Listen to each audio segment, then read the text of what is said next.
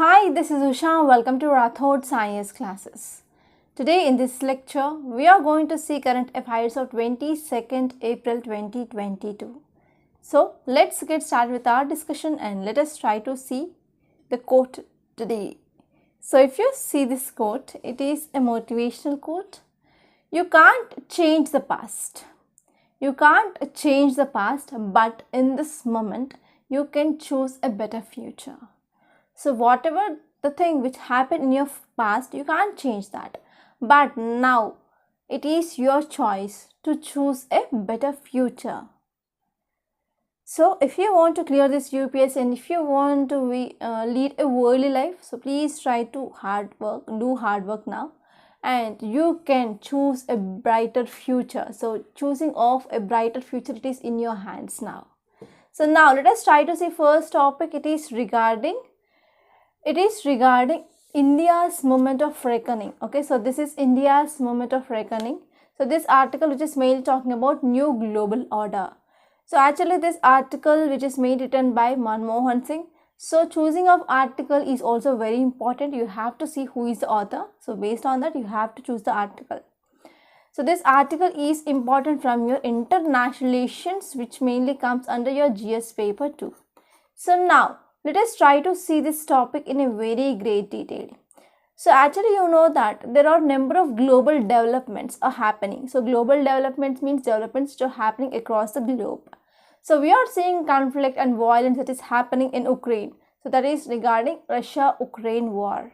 So regardless of provocations and as well as causes, so however it is justifiable that there is a violence and there is a consequent loss of human life, and even so we can see because of this Russia-Ukraine crisis, so Russia started attacking Ukraine and it is using number of missiles also.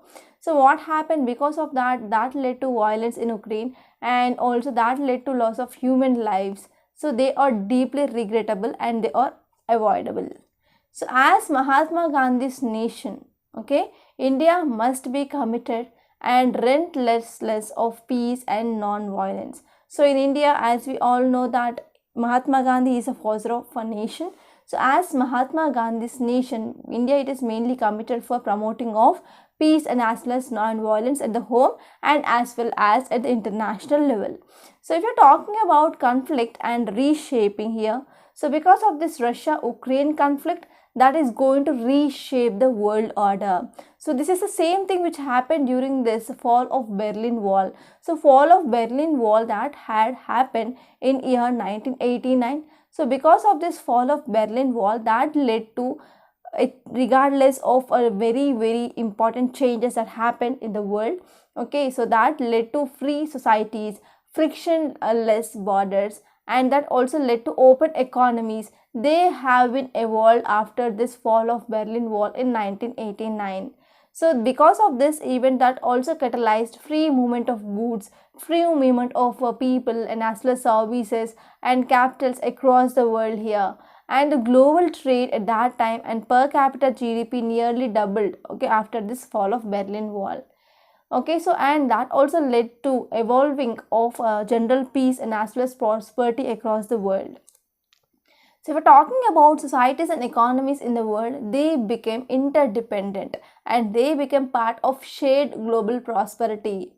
And interdependence among these nations that may lead to decreasing of this conflict, that is leading to fewer conflict and as well as promoting of peace and also establishment of wisdom. So these are some important things which mainly happened because of this fall of Berlin Wall.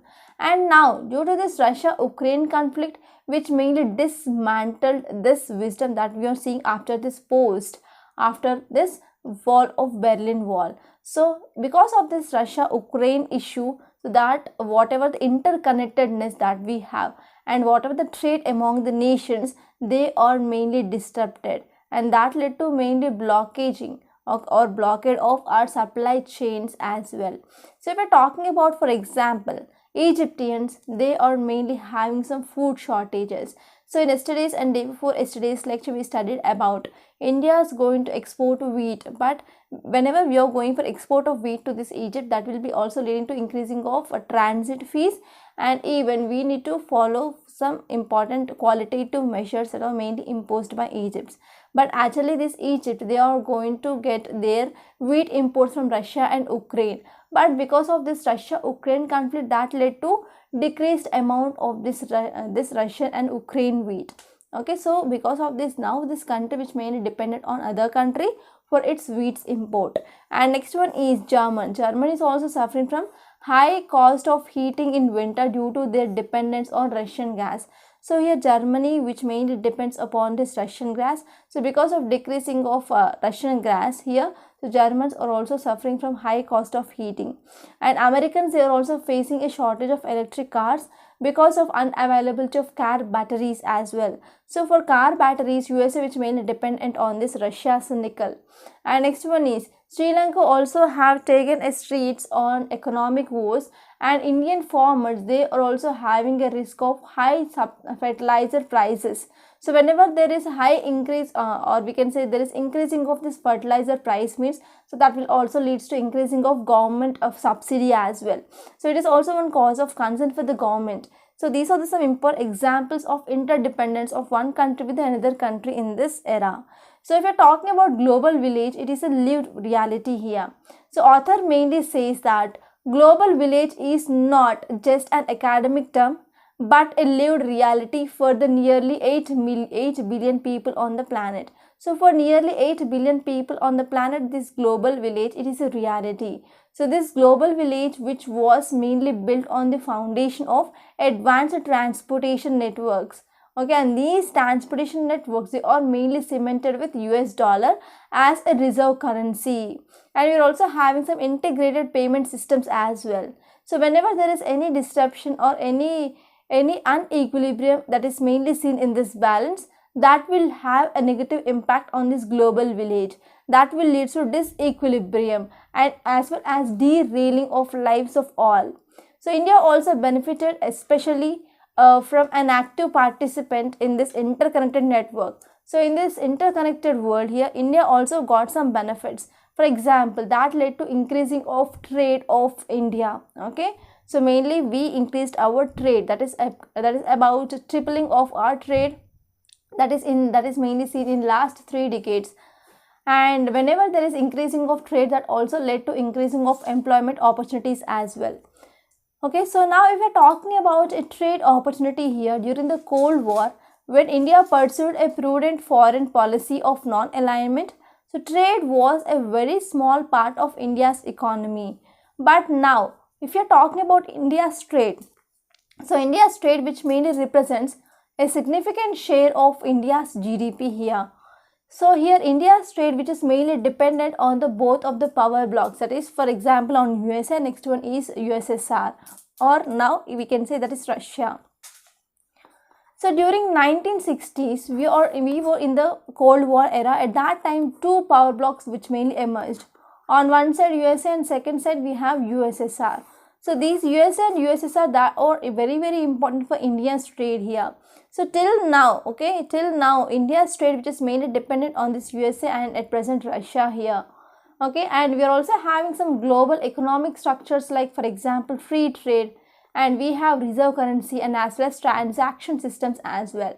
So if we are talking about the Western blocks of nations, they mainly asking to reduce the dependence on this Russia, and even this Western bloc, which is mainly led by USA, which is asking India to reduce our oil imports from this Russia on discounted price, right? So here Western bloc of nations also looks to reduce the dependence on this Russia-China bloc of nations. So that will mainly lead to increasing of expansion of trade of India. So if you're talking about India as a largest peace-loving democracy, so we mainly stands to gain enormously from this principal trade aspiration of the Western bloc. So apart from that, we also represent the opportunity. Okay, so this global order, which has also having a tremendous opportunity for India to become a large producing nation for the world and also a global economic powerhouse. Okay, so mainly to increase or mainly to achieve this opportunity, India needs free access to these markets and an accepted and established global currency or to trade, and we need to have a seamless trade settlements as well. So what can be needed? So what is the need here? So author mainly says that, so now with India's robust external sector, so now there is a flourishing of trade relations that is mainly seen. So because of this flourishing of this trade relations, so we have an opportunity to expand the trade, and we can also have opportunity to improve bilateral arrangements, okay, with the other countries as well. So here we are mainly focusing on, we are mainly getting some discounted oil or commodities from this Russia, and for this we are mainly moving towards rupee ruble payment system as well. So because of these all things, that will also have some negative impact on relationship with USA. So we need to be very cautious regarding this. And next one is, India needs not just a non-aligned doctrine for the looming of new world order, but also we need non-disruptive geo-economic policy, and we need to maintain current global economic equilibrium. So this is the one important thing that we need to focus now. So one important challenge that we are facing here is inflation. So inflation because of increasing of crude oil prices and global uncertainty and weak domestic private investment. So because of all these things that made a deteriorating fiscal situation and also expanded external trade in the changed global situation. Okay, so because of this, here we need to focus on non-disruptive geo-economic policy, and we need to maintain current global economic equilibrium. So this is just of this topic, and now let's try to see next topic. Title says growing ambitions. So this article talking about China's security pact with Solomon Islands. So this topic we discussed number of times, and now let us try to see some important points which are important from our UPSC point of view. So this article is important from our GS paper 2 under international relations. So first, now let us try to talk about some facts regarding the Solomon Islands. Solomon Islands, it is a country in southwestern Pacific region, and once this British protectorate Solomon Islands achieved independence as a republic in 1978. So in 1978, the Solomon Islands which got independence. And if you are talking about the north coast of this Guadalcanal Island, so we have this Honiara. So Honiara, it is the largest city of Solomon Islands. It is the capital of the Solomon Islands. And there are normally 6 big islands. So largest is Guadalcanal, and the others includes New Georgia, Santa Isabel, Choiseul, Malatia, San Cristobal. So these are the islands of this Solomon Islands. So Solomon Islands in particular has a significant resource of timber. It is famous for timber and as well as mineral resources along with some fisheries. So these Pacific Island states, they have disproportionately large maritime exclusive economic zone. So they are having large exclusive economic zone compared to that of their small sizes. So even the size of these countries are small, but the exclusive economic zone of these countries will be large. So if you are talking about some important facts here, so Chinese Foreign Minister and Minister of Foreign Affairs of Solomon Islands, they signed Intergovernmental Framework Agreement on Security Cooperation. Okay, so this is the first of its kind agreement that could also pave a way for further Chinese security deal overseas. So if you're talking about what are the key highlights of this agreement, so these are 3 important things that you have to remember. The first one is, it is mainly focusing on maintenance of social order. Second one is protection of safety of people's lives and prosperity, that is property. Okay, the first one is maintenance of social order. Second one is protection of safety of people's life and property. And next one is humanitarian assistance and natural disaster response. So these are the 3 important things, okay, which are the highlights of this agreement. And these 2 countries, they will cooperate in an effort to help Solomon Islands, that will helpful to strengthen the capacity building in safeguarding its own security. Okay, so the 2 countries, they will be cooperating in an effort to help the Solomon Islands, and that will be helpful for strengthening of capacity building in safeguarding its own security. And here Solomon Islands, which also said that there is no agreement for this Chinese military base in the Solomon Islands. And if you're talking about what are the concerns, so if you're talking about the concerns of these Western countries, so mainly the officials from this USA, Australia, Japan and New Zealand, they express some concerns about this security framework. Actually, these countries, they have some fear regarding arrangement arrangement could also open a door for this Chinese naval base at the Solomon Islands that will be mainly undermining free and open Indo-Pacific region. So experts also believe that signing of such an agreement that could also increases destabilization in the Solomon Islands.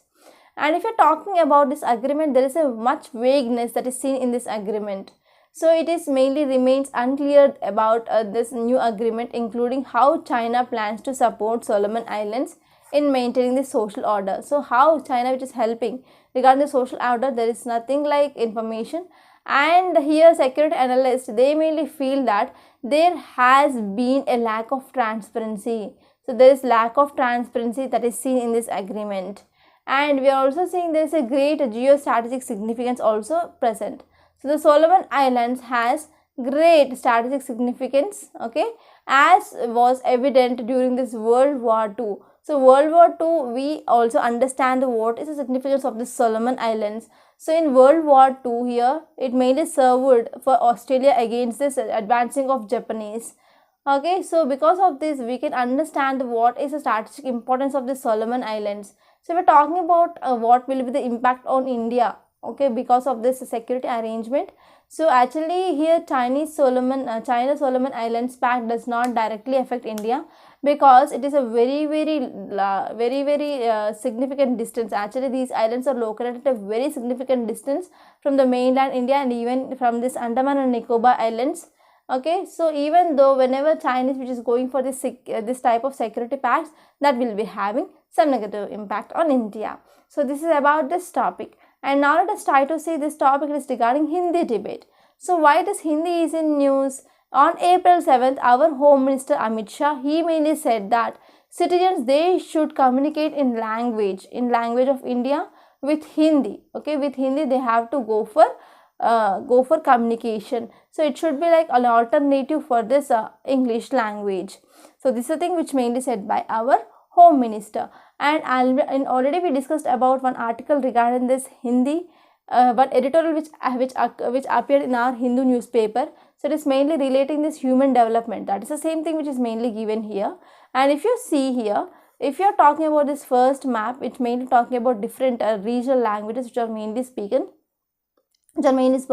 So here in this northern and central India, we can see Hindi which is mainly spoken, and here we have Marathi, here we have Kannada, here we have Tamil, Malayalam, Telugu, Odia. So these are some important languages that are mainly dominated here. And in this chart too, this map which mainly talks about the second most popular mother tongue which is mainly seen in those so and so areas. So you can see this image, and please refer the article, the editorial discussion that I discussed I think 1 week ago regarding this Hindi. So there we discussed about this Human Development Index. So whenever people from this North India, they are mainly shifting towards the South, especially these are this non-Hindi speaking these are the non-Hindi speaking states. So in this state, the Human Development Index is far more high than compared to that of Hindi speaking states. So this is the topic here. And now let us try to see next topic. It is regarding India Out campaign. So Maldives bans this India Out campaign. So this article is important from your GS paper to under international relations. So now let us try to see this topic in a very great detail. So if you see context, it mainly says that Maldivian president, that is Ibrahim Mohammed Soleh, he mainly issued a decree regarding banning of this India Out campaign. Okay, so here at present the government of this Maldives which mainly banning this India Out campaign. So actually this campaign which was led by former president, that is Abdullah Yameen. Okay, and he said that this is very much threat to national security. So if we're talking about details, it mainly says that government's policy was to provide freedom of expression and the freedom of assembly, which mainly guaranteed under constitution to its fullest extent, and to upload democratic values. Okay, so here what happened? So the government policy of the Somalis which mainly says that we are mainly providing freedom to expression, freedom of assembly, which are mainly guaranteed under the constitution to its full extent, and we want to uphold these democratic values. And the president order said that this campaign, which is mainly against India, which mainly exploited freedoms and as well as intends to disrupt this long standing bilateral relations between India and as well as Maldives. Okay, and it is also there are also many efforts which are mainly made to maintain peace and as well as security in the region as well. And this move, which also follows a recent decision by Maldives National Security Council, that this campaign to incite hatredness against India as a threat to national security. Okay, so whenever any country which is mainly having this type of campaigns like this thing, then that will be having some impact on this national security of so and so country. It will be also affecting this investments, okay, from the other countries as well. So this India Out campaign, which mainly started and sustained by critics of the Solih administration and gained prominence in the recent months with the former president Yemi, who is mainly spearheading it. So actually this India Out campaign, which mainly started and which also sustained by the critics, okay, critics of the Solih administration now. And this campaign, which mainly came out or gained a prominence in the recent months under this under this former president, that is Yemi. So if we're talking about this campaign, so this campaign has cropped on social media for a long time. So actually this movement, which mainly led by government critics, and these critics which mainly accuses the Maldives president government of allowing India's boots on the ground. So it will be also leading to some sovereignty issues for their island nation. Okay, and the ruling administration, which mainly denied this presence of any Indian military in Maldives, that will have some threat to this Maldives sovereignty. So this is about this topic, and now let us try to see some India-Maldives relations. So this topic is important from your means point of view. So India and Maldives, they share a maritime border, and the relationship between these two countries, they have been friendly as well as very much close in strategic, economic and as well as military cooperation. And even India, which mainly contributes for maintaining of security in this Maldives. So we also came up with this Operation Cactus as well. So India and Maldives, they established their diplomatic relations, and after this Maldives, they got freedom from the British rule in 1966. India was among the nations to recognize this Maldives as a first. Okay, so Maldives is mainly recognized by the first country, that is India, in year 1996. And later on, both the countries, they have developed very close strategic, economic, military and as well as cultural relations. And India has supported Maldives policy to keep these regional issues and as well as struggles away from itself. So these are some important things that you have to remember regarding this topic. And now let us try to see next topic. Title says, heroin worth rupees 1,500 crore seized at Kandla port. So these ports are very important, and you can get a question in your prelims, like they will be giving you ports and they will be giving you states, and you have to match those. So in this way you can get a question regarding these ports from your geography point of view. So actually this article is important from your security, which mainly comes in the GS paper 3. So now let us try to see this topic in a very great detail. So if you see context, it mainly says that Gujarat Anti-Terrorist Squad, in a joint operation with the Directorate of Revenue Intelligence, they mainly seized nearly 260 kgs of heroin, and the worth of this 260 kgs of this heroin is 1,500 crore rupees, and they seized in Kandla port. So Kandla port, which is located in which state? That is in Gujarat. So if you see details, it mainly says that the contraband was recovered from a container. So this 260 kgs of this heroin, which mainly recovered from a container, and it was reportedly shipped from Afghanistan via Iran. So as you know that Afghanistan, which is one of important country where we can get large amount of these drugs like opium, which is mainly grown there. So this heroin, which is mainly came from Afghanistan. So it may be noted that in recent years, Gujarat coast has become a preferred route for smuggling high quality heroin meant for domestic consumption and for smuggling into other international markets. Okay, so now what happened? So for this smuggling of this drugs, actually this Gujarat coast has become one of the preferred route for smuggling of high quality of heroin, and this heroin which is mainly used for domestic consumption and even for other international markets. So earlier February this year, in a joint operation, Narcotics Control Bureau and Navy, they seized around 750 kgs of drugs from a ship on this Gujarat coast. So and even in September last year, so here about 21,000 crore rupees of drugs which is mainly confiscated from this Mundra port. So these are mainly coming from Afghanistan. So if you're talking about Afghanistan, so we are having a golden crescent and golden triangle here, and between these two golden crescent and golden triangle, so here India which is mainly sandwiched. So because of this, India which is mainly posing a great challenge of drug trafficking, right? So let me know some suggestions that can be made from your side, mainly to prevent this drug trafficking. And next topic, it is regarding man-animal conflict. So expert body needed on man-animal conflict house panel. So this article which is mainly talking about man-animal conflict, which is mainly increasing. So what is the reason for increasing of man-animal conflict?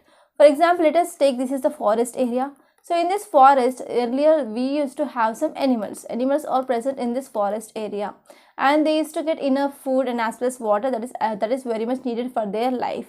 So because of that, these animals, they are not going to come outside. But what happened whenever people, they are coming and encroaching into the space of these animals, okay?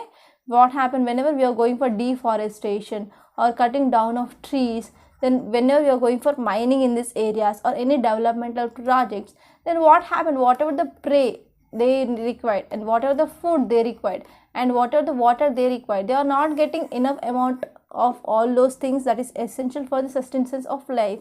So because of this, these animals, they now come outside, they now started to come outside of their habitats in search of food, everything. So for example, if there is a human settlement that is present nearby this so and so forest, so they are coming into this settlements of this people. For example, if there is a top carnivores, they need herbivores, right? So these human settlements, if they are raiding some animals like buffaloes, cattle, then these animals are coming and attacking those cattle, and sometimes they will be also coming in contact with these humans as well. That is leading to human animal conflict, right? So now this article says that we need an expert body to look after this human animal conflict. So if you see context, it mainly says that Environment Ministry must constitute an advisory body of experts, and they need to tackle growing instances of human-animal conflict. So this is according to report by Standing Committee on Science, Technology, Environment and Climate Change, which mainly headed by Rajya Sabha member. So here what happened, Rajya Sabha member headed a standing committee, and this committee which mainly came up with a report that we need to come up with an advisory body, and this advisory body, it need to tackle with the growing instances or growing incidents of this human animal conflict. So if you see details, it mainly says that the report analyzes this World's Wildlife Protection Amendment Bill 2021, which mainly tabled in Lok Sabha, and this Wildlife Protection Act of 1972, which mainly provides a legal framework for the protection of various animals and as well as plants. So you will be like confusing, like, so this Wildlife Protection Act, which is only dealing with animals, but no, it will also dealing with the plants as well. Okay, so if you're talking about this Wildlife Protection Act, which has been amended number of times, and the latest set of proposed amendments by Environment Ministry, they were mainly focusing on whatever the things which are to be compliant, okay, which are to be more compliant with this CITES, that is Convention on International Trade and Endangered Species of Wildlife, Flora and Fauna. And if you're talking about what is this human-animal conflict, so human-animal conflict is also called as human-wildlife conflict, which mainly refers to struggles that arise with the presence of behavior of wildlife poses actual or perceived direct recurring threats to human interest or needs, that will be also leading to disarrangements, okay, disagreements between the people, groups of people, negative impact on the people or wildlife. So what happened whenever these animals, they are coming out of their habitat, and whenever they are coming in contact with the people, that will be having some negative impacts on the life of the people. that will be also leads to some disagreements between the groups of people and also negative impact on the people and as well as wildlife. So these events are also called as human wildlife conflict. So if you see what are the causes, the first one here is lack of protected area.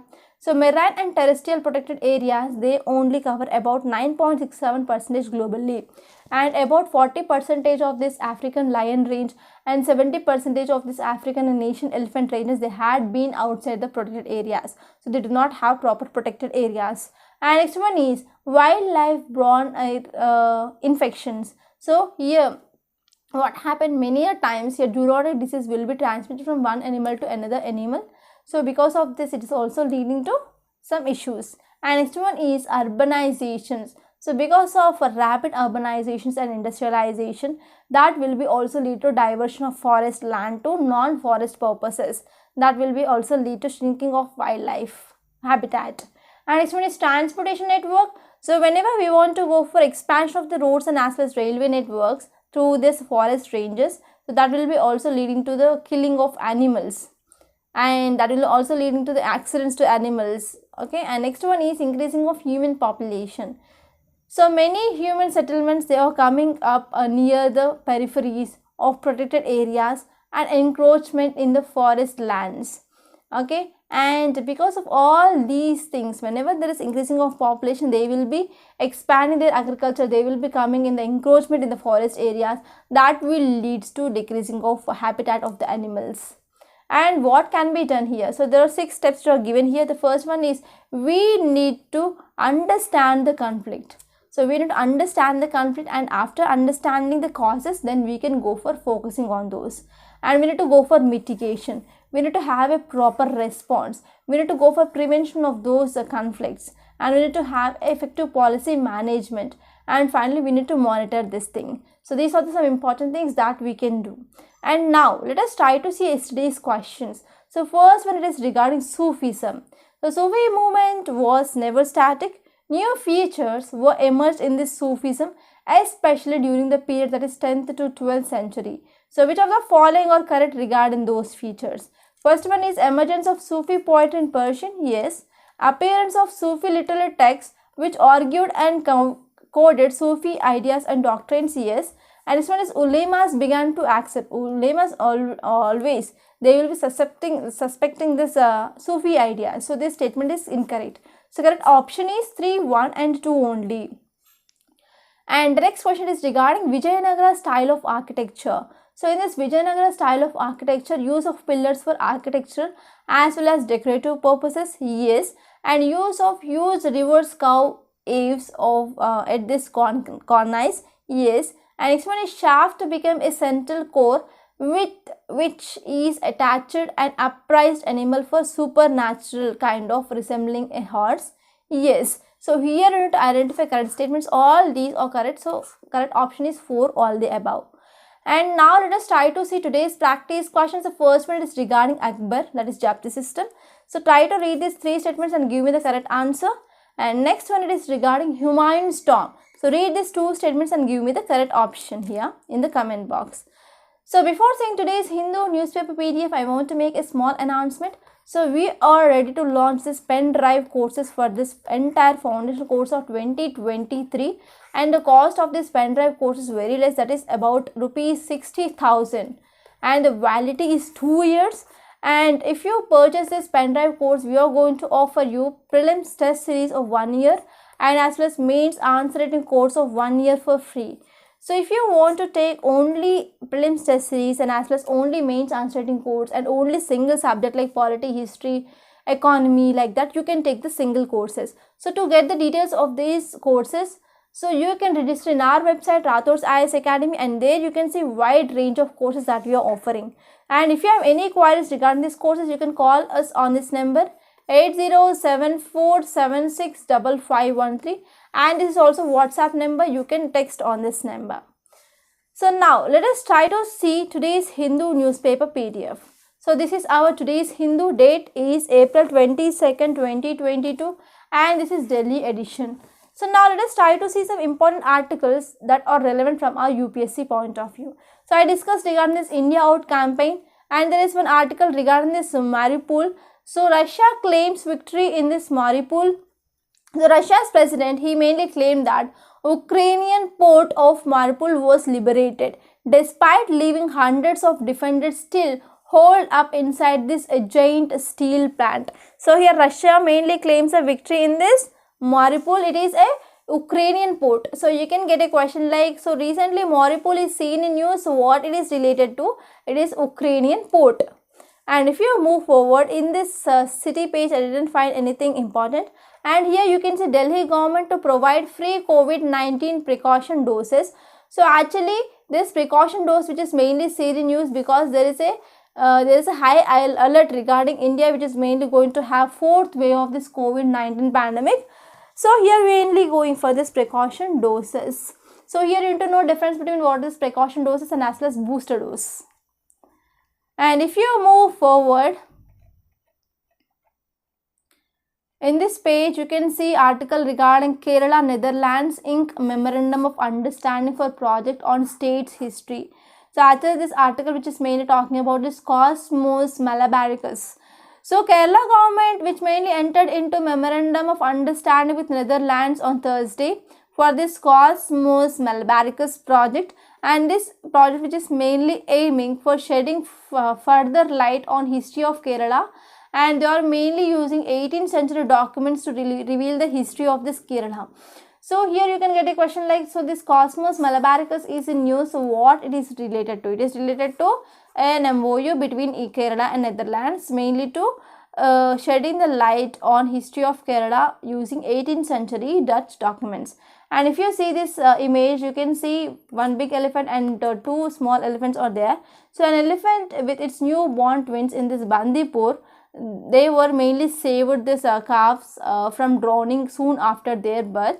So here you need to know about this Bandipur Tiger Reserve, where it is located. And if you move forward in this editorial page, I discussed this topic regarding new global order. I discussed regarding this Chinese security pact with the Solomon Islands, and there is one article regarding this UK Rwanda asylum plan.